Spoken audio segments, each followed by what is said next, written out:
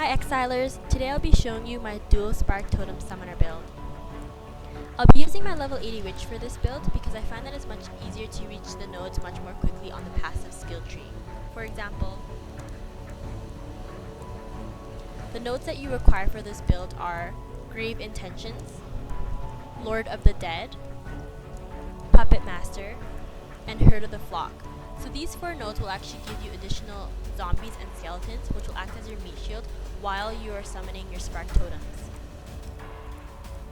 Other nodes that I got were Void Barrier and Nullification. So these 2 nodes will actually give you additional evasion as well as energy shield. But if you do find that you require more energy shield, then you should get Foresight, Arcane Focus, and Unnatural Calm. Other nodes to note are Faith and Steel, which will give you that additional armor as well as energy shield, and Purity of Flesh, which will give you more life and Chaos Resistance. So Chaos Resistance actually plays an important part when you reach level 80 plus, because this is around the level when you'll be starting to do maps. So the thing with maps is that sometimes there are certain requirements for you to get into the game. For example, one of them could be Chaos Resistance. So if you do not have the high Chaos Resistance, you're most likely to die compared to other players that you're playing with. So for example, with my character, since I do not have the best items, I do find that I tend to die a lot just because I don't have that resistance. However, there are ways for you to counter this. You can get nodes in the passive skill tree that give you Chaos Resistance, or you could get items that give you the Chaos Resistance, and lastly, you can get the Rejuvenation Totem, which will give you that additional life per second while you're in the game. Lastly, the most important node that you should get for this build is Ancestral Bond. So this will actually give you that additional totem for your spark build. But there's a trick with this, because you actually can't deal an additional damage with another gem. So if, for example, if you wanted to use Spark Totem with Arc, that Arc would actually not deal much damage compared to your totems. The reason being is because you have that additional totem, most of the damage will be put into those totems compared to your Arc. So just keep that in mind when you want to make this build, because most of your damage will actually just be in your totems and not other gems. Next, I'll be showing you guys my item set. So as I mentioned before, I actually do not have the best items, but this will do for now because I've been playing and it's been a lot of fun, so I really want to just share with you guys my build. So one of my most favorite items is Paw Ring. I apologize if I'm pronouncing it incorrectly, but this will actually give you an additional curse, and I find that it's really helpful because I don't have that additional damage because I have the dual totems, so this will play a big part in decreasing enemies' attack, for example. But anyways, the 2 gems that I do use for the curses are Enfeeble, which will make attacks and spells less effective, and Conductivity, which will decrease the lightning resistance on enemies, making my shock and lightning damage more, it increases it. Next, you want to put these gems together to make this build. So you want to have Spell Totem with Spark, Fork, and Faster Casting. So since these gems are together, I was able to get a damage per second of 548.1, which is not bad, but this is taking into consideration my items. It's pretty good for now.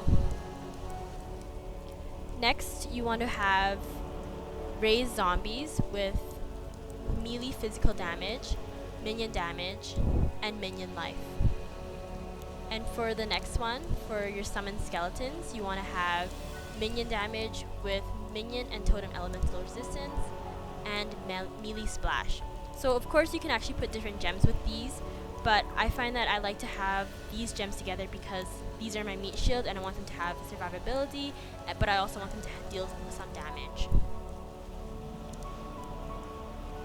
Next, I'll be showing you guys how I would play. I'm just going to go in the map called The Ledge because I find that it's much more quickly to show you guys. So I'm just going to go there right now.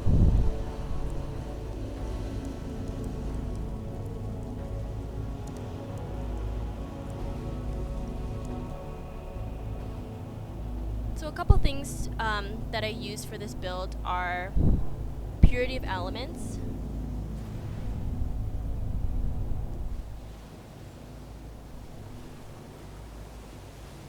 and Clarity.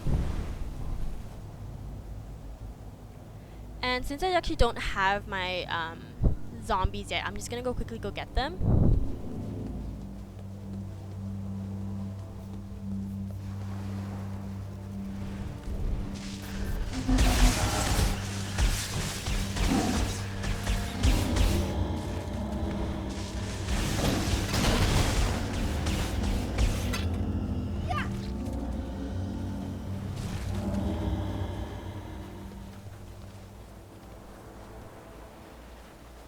So with this build, I was able to get 7 zombies, and for skeletons, I'll be able to get 11. So how I play for this build is I usually summon the totems first, and then I do the curses, and then if there's a big mob, then I would summon the skeletons, but most of the time I don't need to summon them because I have those zombies already with me. And just for kicks, if you wanted to have a specter, you can do that as well. So now I'll just show you guys how I would play.